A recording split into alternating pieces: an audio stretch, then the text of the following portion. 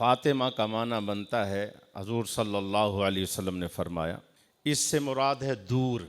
या रसूलुल्लाह सल्लल्लाहु अलैहि वसल्लम, इससे क्या मुराद है? फरमाया अल्लाह ने फ़ातिमा, इसकी औलाद और इनसे मोहब्बत करने वालों को जहन्नम से दूर रखा। और ज़हरा ये माना है कली। आप सल्लल्लाहु अलैहि वसल्लम ने फरमाया जन्नत की कली। जिस वक्त भी हजूर सल्लल्लाहु अलैहि वसल्लम आप हज़रत फ़ातिमा तो ज़हरा को आपके करीब आती हैं तो हजूर सल्लल्लाहु अलैहि वसल्लम हज़रत फ़ातिमा तो ज़हरा को सूंघते थे। और आपने फरमाया जब मेरा जी करता है मैं जन्नत की खुशबू सूंघूं, शम्ममतु रीहा फ़ातिमा, मैं हज़रत फ़ातिमा को सूंघता हूँ, मुझे जन्नत की खुशबू आ जाती है।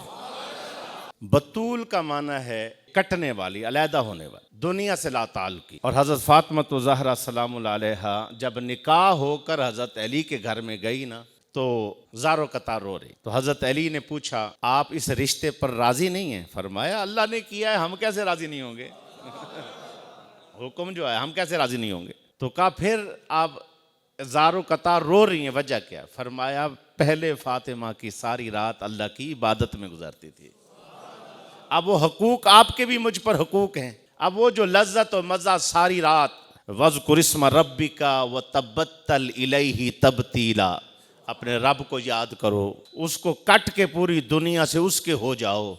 तो पहले वो जो मज़ा था उसकी इबादत का, रियाजत का, वो उसी के लिए सजदे होते थे। अब वो हकूक बट गए हैं, उसके भी हकूक हैं, आप शौहर आपके भी हकूक हैं। तो उस पर फिर हज़रत अली ने फरमाया कि आपको मेरी तरफ से इजाज़त है, हमारी तरफ से इजाज़त है, आप अल्लाह को राज़ी करना चाहती, मेरे कोई हकूक का मसला है ही नहीं।